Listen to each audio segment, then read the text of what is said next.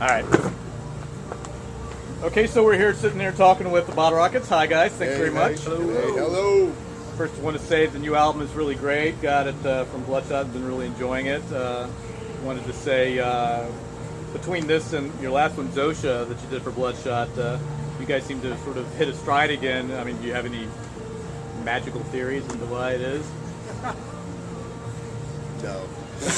Yeah. There's no magical theories. We got a good band together, and we travel together and all get along, and things are great and things are good, and when everybody likes each other, you hit a stride.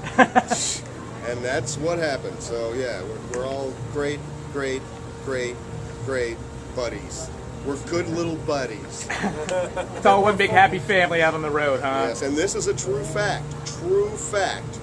We split off into roommates on the road according to our matchings and pairings with the Chinese zodiac. Okay, so who's what then? I am an ox. Keith is a snake. The ox and the snake. Put them together. Peace on the road. And then we have the dragon I'm a monkey. and the monkey. So when you got the dragon with the monkey and the ox with the snake, the band hits a stride. Oh, and so who's the one who snores though? Nobody cares because we all love each other because we're paired perfectly. I see. Yeah. Yes. The lion lays down with the lamb. Right. The Right. snorer lies with the snorer. I see it. Yes. It's a new definition of the cosmos I had not previously considered. I'm sorry, I didn't know. So, just for the folks that don't know, how did you guys start up? Oh, that's a good question.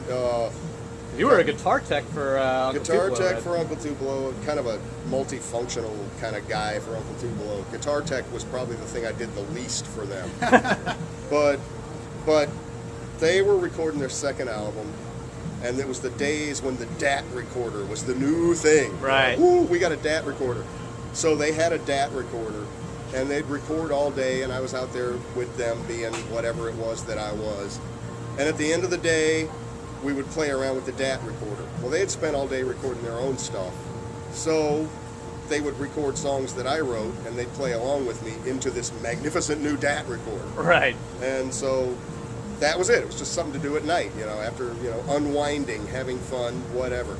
And then we went out on the road, as we always did, and without any instruction to do so, or any knowledge on my part, their manager got me a record deal from the DAT we made. So I'm happy, multifunctional guy on the road for another band, and now I got to throw a damn band together. It's like I got a record deal and I didn't even try for one. We were just goofing off with the DAT record. That really sucks, man. That sucks. That sucks, man. It sucks. That's a lot of therapy. So that's how it started. I had to scramble to get a band, and probably 10 minutes after I was looking for band members, I called Mark, and he said yes, and it kind of tumbled on down through the years, and here it is, 16 years later. And so it's a lot of what your press previously said. You guys, Neil Young gets dropped a lot, and Woody Guthrie, and then I guess sort of the more country, punk aspects of the Replacements. I mean, do you conceive of yourself as sounding like those guys, or did you just like, oh, we sound like, hey, great, Well, we like those guys. Yeah. So, we would have to work really hard, to go in a different direction from ending up sounding kind of like the stuff that we like anyway. Right. So it just happens. It's in there. That's what happens. I mean, were those like guys that you listened to a lot? Oh yeah. All of you. Yep. Yeah, more or less. But even before I was in the band,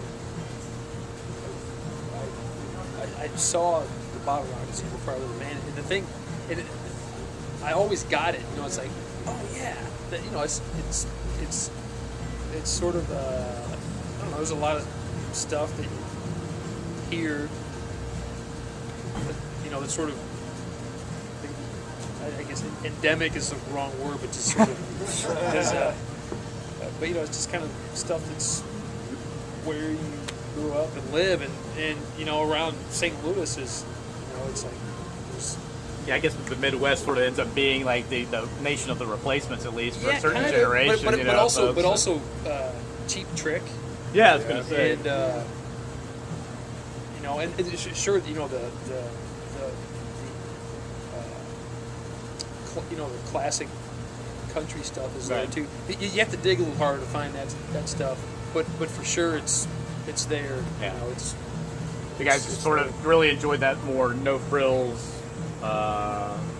rocks, country, whatever. It was sort of Yeah. just bare bone. Well, kind the of thing, feeling. just from a rock and roll standpoint, and people getting it or enjoying it, kind of the thing that kind of works against us is that we just do what we do. You know, there's nothing added to it. You know, Yeah. it's not like we're not okay. And here is this presented as this. Right. You know, it's just like here is this, and it is this because it's this. Right. But it's not presented to you as anything. You know, so you have to make up your own mind. And, Right. man, you'd be surprised how many people can't make up their own mind. Well, I was gonna say, just based on a lot of the bands I've seen and all that, the presentation.